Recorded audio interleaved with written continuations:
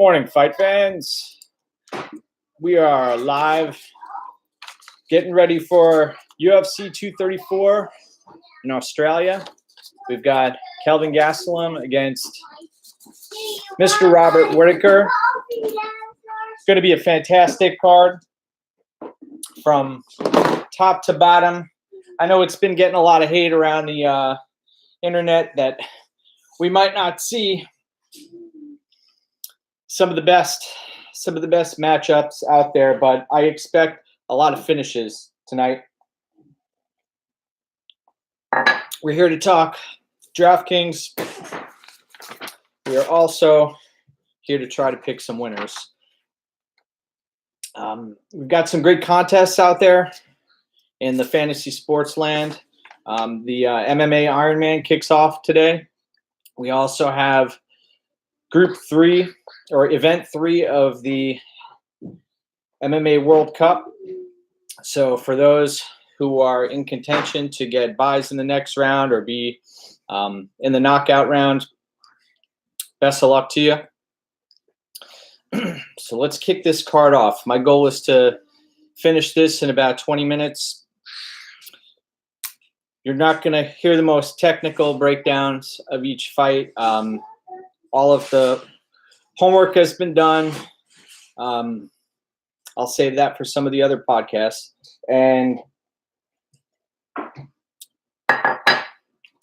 we are ready to rumble here. So let's start off with the first fight of the night. We've got Jonathan Martinez against Luigi Burin. Luigi Burin is coming off of a scrap against Marlon Vera where he looked pretty good the first round, but then faltered, took some shots to the body. Burin's the larger fighter. Martinez, I'm not sure. I guess they're doing away with the 125-pound division at some point. So he's coming in for this 135-pound bout. He's a scrambly type of guy. Looks good. We're talking about Jonathan Martinez here. Looked good against Matt Schnell a few fights ago, although he actually took an L in that fight. Martinez, I think he's flying under the radar here at 8,500. Burin, I know a lot of people are expecting him to pull off a decision victory here. There's not much to his game besides the wrestling, but I think for 7,700, when you're considering dogs that are going to hit, this may be. I know the odds are tightening up. We've got Burns right now sitting at plus 130, but that's risky to lay 7,700 for that underdog. But not many to choose from, so I don't blame people for going that route. Next fight on the card, we've got the Tarantula, Jalen Turner, against Callan Potter. Jalen Turner, last time we saw him out, his head was bouncing off the canvas against Vicente Luque. Jalen Turner is coming in at a minus 220 favorite. Fight doesn't go the distance prop, sits at minus 365. So I understand folks wanting to roster one side of this fight. Potter is a bit of a journeyman. Down under, you're paying 7,500 for him. Folks are hoping that this turns into a grappling affair. My concern is Turner's length, and from the weigh-ins, and also just from what I've seen of Potter's tape, he's a gritty guy, but he's slow, and Turner's a much more athletic fighter. So I think the odds are correct, having Turner as a minus 220 favorite.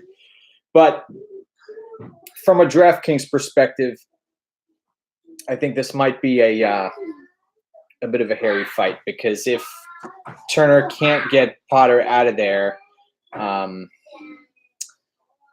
I know Potter doesn't have the best gas tank in the world, but if this turns into a grappling affair, Potter may turn the tide here at some point.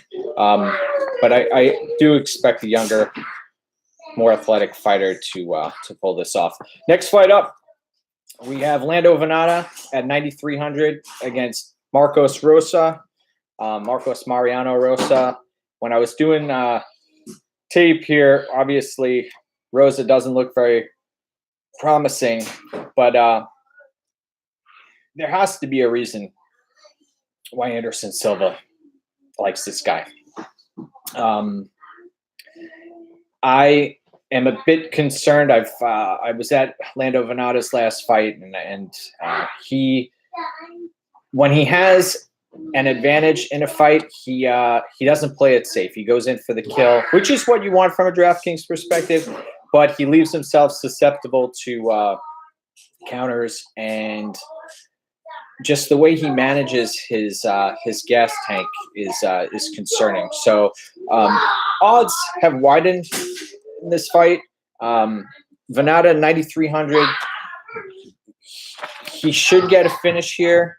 You're going to need some heavy points to be scored. I'm a little concerned about if Rosa, if he has any type of clinch game, if he's able to land any knees. We'll see how this plays out. But Rosa 6,900. I'm not going to be playing much of him. Though Venata, you never know what you're going to get, and that's pretty scary. But I am going to go. I am going to roll with Venata here. You need DraftKings points. Ishihara against Kyung Ho Kang up next at 135 pounds. Ishihara coming in as a plus 315 underdog against Ramos, who's sitting at minus 345 right now. Ramos, 9,400 price tag. I mean, Kang, 9,400. Kang, his last fight was against Ramos, and he looked pretty damn good in that fight despite taking a loss. Has the cardio to go all 3 rounds. Ishihara has faltered in the past. Ishihara, we're concerned about his get-up game. We know he possesses a strong left hand. Very excited to see how this plays out. I think Kang can be a sneaky play at 9,400. A lot of people are going to end up on Venata and also Adesanya. And Ishihara, I was looking at fight doesn't go the distance odds. They sit at minus 170. So my concern is Ishihara gets stuck on bottom. He doesn't throw many kicks. He's not really a volume striker. He doesn't grapple much. I'm curious to see what kind of ownership we have on Ishihara, because he does possess one-punch knockout power. And Kang, if Kang gets drawn into a firefight, that's where he may have a chance, but we'll see. But Kang should get the job done here. I don't think the odds are that far off. Next up, in the flyweight division, we have Kai Kara France, who from New Zealand, going to be taking on Rowland Paiva. Now, the odds are closing on this fight. Kara France is now sitting at minus 225. Originally, he was in the minus 300 range. $9,000 for Kai Kara France. And we have 7,200 for Paiva here. Paiva coming in as a plus 205 underdog, 18-1 Brazilian, finds himself in good situations during the fights I've seen. He's not finisher though, and he's long, he's lean. I think Kara France is at 9,000. He may be a sneaky play here. Folks should be on Paiva for 7,200. You want someone who's going to last all 3 rounds when you're dumpster diving. And fight goes to a decision. Prop sits at -155, so you may get 3 rounds out of this fight. Concerning to me, Kai Kara France has his 7 losses. I believe he's been finished 4 out of those 7 fights. But he's pretty well-rounded, and these are young fighters too, so they're prone to making mistakes inside of the octagon. Who's going to capitalize? I believe Kara France will, and for 9,000, I'll be rostering him. I'll also have some of Paiva. If he comes through, there may be a lot of points scored in this fight. This could be a potential fight to stack as well in that 125 division. You get a lot of scrambles. Next fight we got at the 145-pound division, Austin Arnett taking on Mr. Shane Young. This fight, Shane Young has become quite the favorite here, -305, 9,100. Seems pretty dialed in, can grapple, can strike with volume. We saw in the Volkanovski fight, he went through the meat grinder with Alex Volkanovski, and Arnett, not the most durable guy in the world. He has a lot of holes in his game. I think he might be highly owned at 7,100 for when we're talking about dogs. This fight is expected to go to a decision, -180. So when people are choosing between Paiva and Arnett, they may look at the fight goes the distance odds.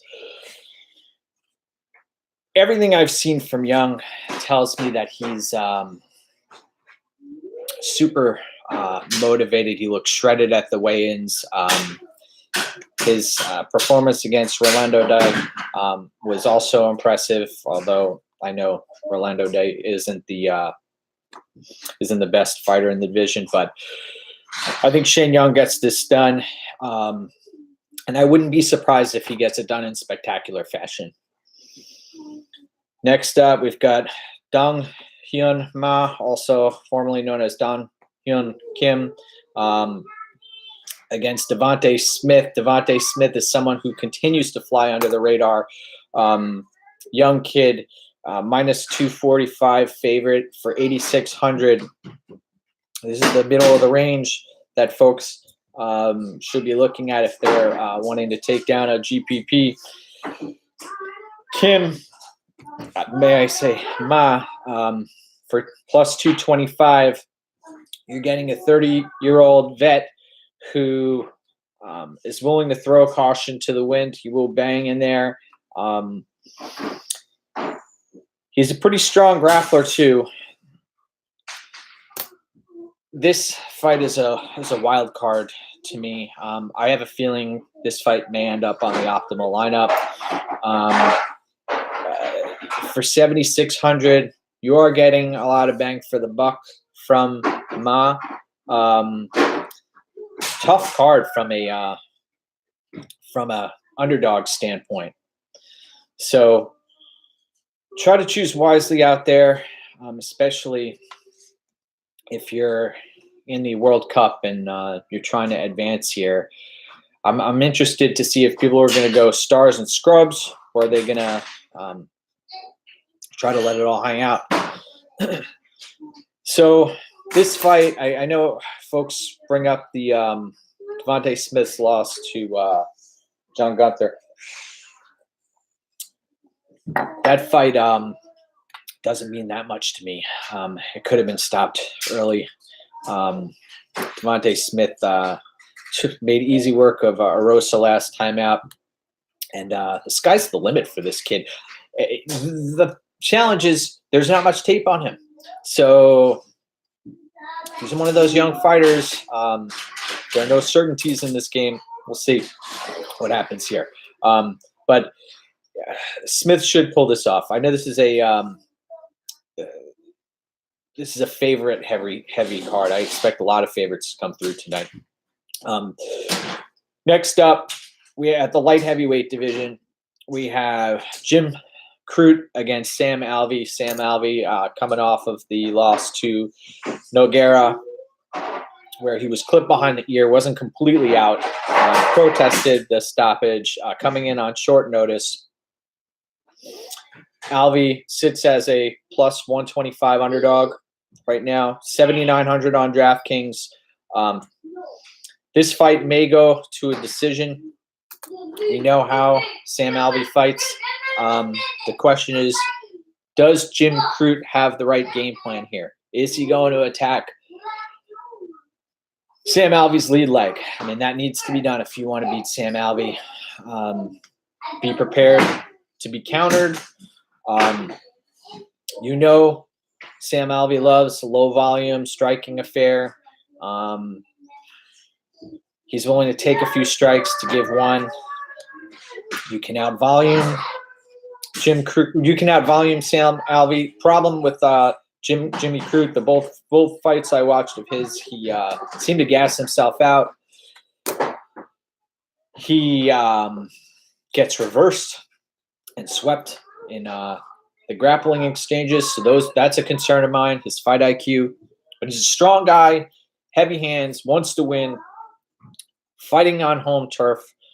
8,300 for Jimmy Crute. I see Crute getting the job done here, but I don't see him putting up a very high DraftKings score unless his corner and he implements a game plan where he's just going to bring it to Alvey.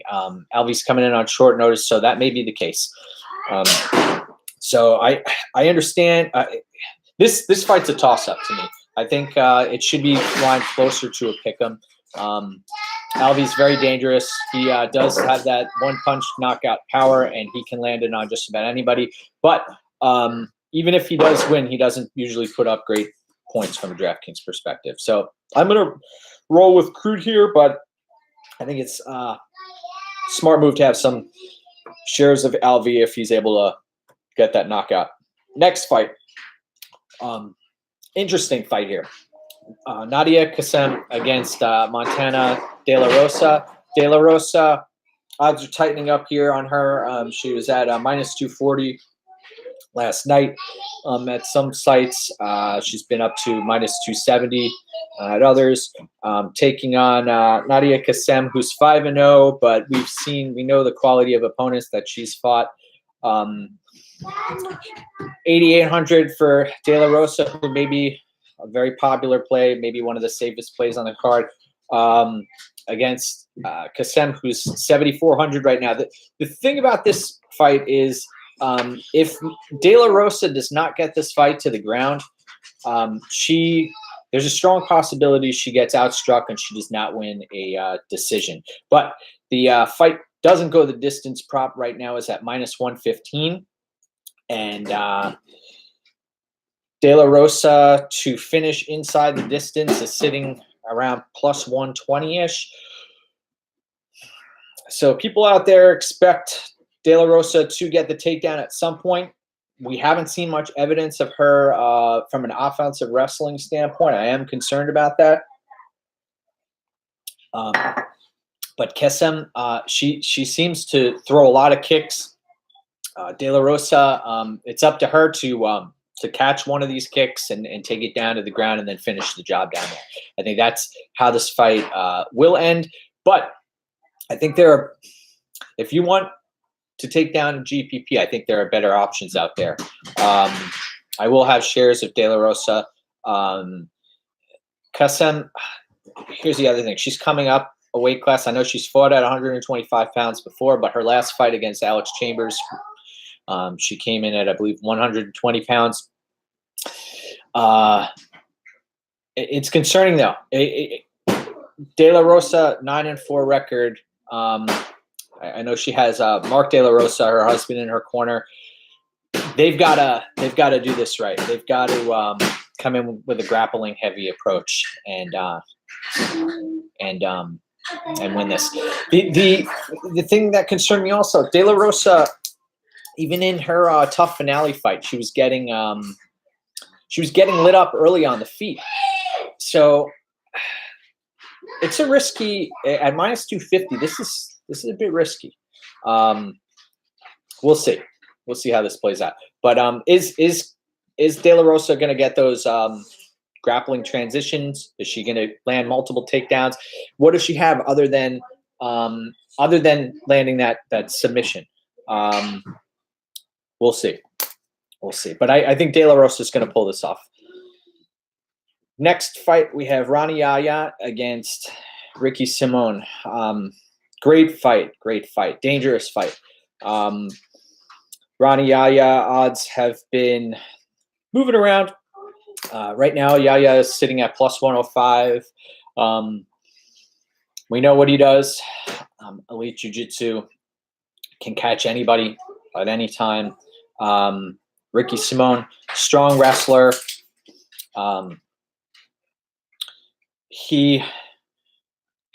Simone, he's got to, from my perspective, he's got to keep this standing. He's got heavy hands. I don't see this fight going the distance. Right now, fight doesn't go the distance. Prop sits at -110. Ricky Simone, 8,200 on DraftKings. Yaya, 8,000. I do expect this fight to be on the optimal lineup. And man, this is a coin flip fight, but I think that Yaya's stand-up has looked atrocious at times. Simone is he's a wrestler, but he's been caught only once. He has that one loss on his record, 14-1. The way I see this playing out, I think that Simone's gonna, like he said in his interviews, he's gonna be the bully. He's got to avoid getting taken down. He's got to keep his head on a swivel and not let Yaya take us back at any point in the fight. But I think Simone may have some leverage at 8,200. Problem is, though, if you do roster this fight in DraftKings, if Simone gets if he gets tapped out quickly, taken down and tapped out quickly, your night's probably over. So dangerous fight. But I'm leaning Ricky Simone here. Next up, we have the co-main event of the evening. Interesting that they go from the Simone Yaya fight to Anderson Silva against Israel Adesanya. That's quite the leap. We've got middleweights. We've got a passing of the torch fight here. Anderson Silva, 6,600. Adesanya, 9,600. $3,000 gap in price between these two fighters.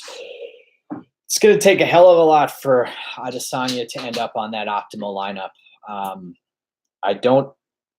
I know Silva has a great chin, but I don't think we're going to see Adesanya grappling, landing takedowns, getting transitions, landing multiple knockdowns. I think this will be a methodical, surgical approach from Adesanya. And then he's going to capitalize. He's going to capitalize on what he accomplished and get Anderson out of there. And one of the reasons I like doing this breakdown right after or the morning after weigh-ins is we're able to watch some late line movement. We're able to see how fighters look on the scales, etc. Anderson Silva's wearing a shirt on the scales. He's 43 years old. My question is Adesanya going to is he going to show Anderson any respect? Is he going to back off and or is he going to pour it on and then finish the job and get this done quickly? So at one point, the odds of this fight not going the distance was minus 175. Now it's only up to minus 195 right now. So this fight is, in all honesty, this is going to be on my fade list from DraftKings perspective. But it's a matter of, does Adesanya want to toy with Anderson? I don't think Anderson is going to. I don't think he's going to put himself out there and be throwing multiple strikes. He may try to grapple. I think that would be a smart move on his part. We know that there's a big gap in skill set right now, or in just in age and where they're at.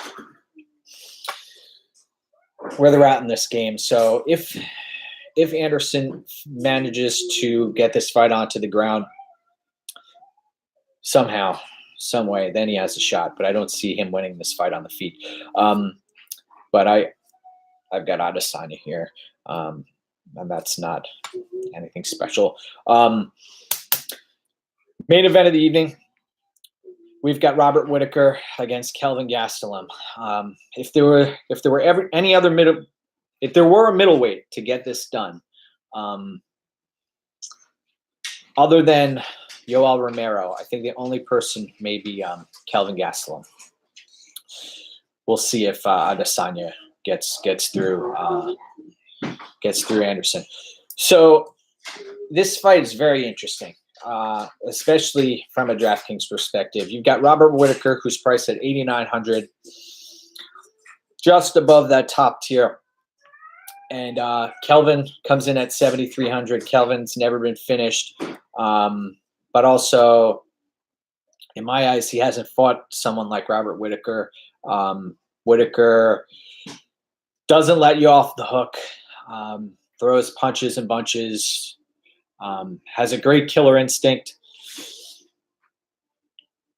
This fight is going to be awesome. I think it should be more closely lined. Doesn't go the distance prop. Right now sits at minus 175. So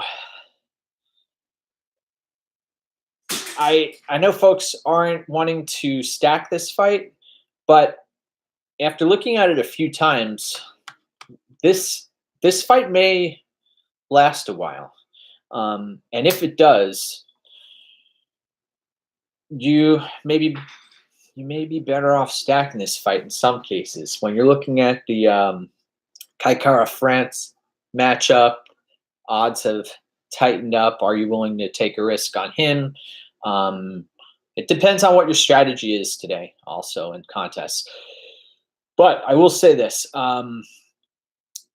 those 10 rounds that Whittaker had with Romero, there's no disputing that they've taken a toll on Robert Whittaker.